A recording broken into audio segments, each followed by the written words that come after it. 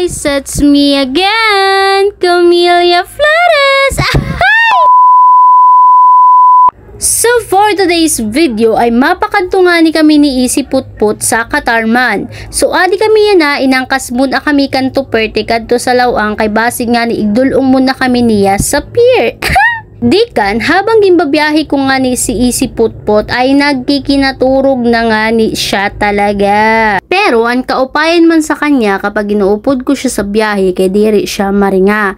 Ngansin nakaturog na talaga iton siya nga ni, diba? Kaya wala akong problema sa kanya pag inupod-upod ba? So mayon sak nag-comment dito nga abnormal dito sa last vlog to nagkaupod kami sa mga content creator nga bago niya nga to ingapisti ko no kalalag malain waray anak. Sus inga demonyo kay nanong kahuna mo in magkaanak ka matalibong nagudla man anim kalibutan doon la sa bata wara ka mahihinabo sa imong enjoyment sa imo life.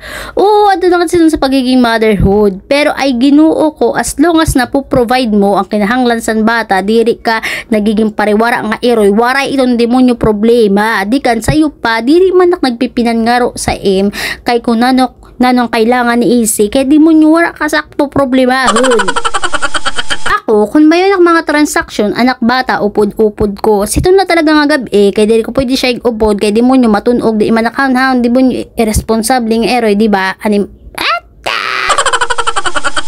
Dikan, antis ak lumampanog san nga tanan, gimpakaturog ko na iton, gimpasuso ko na iton, gimbibil nang ko sa nakbugto kwarta para bantayan niya. Kaya wara kasak masasabi nga tanan kay nga tanan provide ko sa akbata. Bangin ikaw nagpipinan nga kalatihan sa page sa mga content creator nga pangatas, pandayaper. Magkaiba ko, demonyo ka. Nakukuluan mo anak mga post, anak pagiging hardworking mom, di ba nakukuluan mo? Wara kasundo mo sak masabi, upod-upod ko anak-anak nga inman nga mga transaction kay para ini sa kanya nga tanan. Kung giniisip mo nagdinilalagla kabungugan mo na iton.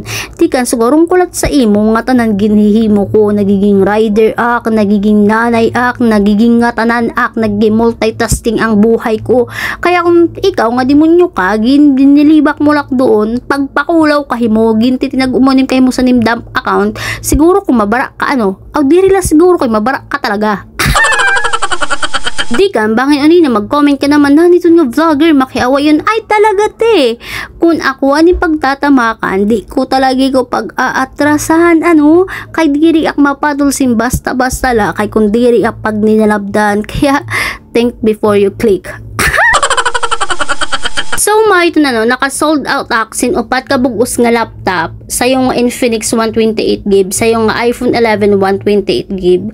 After ko maipan-deliver nga tanan, ali na kami nakasakay ni AC nga di sa pedicab. Kay gilaksihin na ang transaction naging pedicab na talaga kanina sa minibus pa man kami pero yan natin uli na talaga kami di kan naabdam pa talaga kami sa uran. So hanggang dito na lang ang aking vlog. Thank you for watching everyone. See you and everyone to me. Bye bye.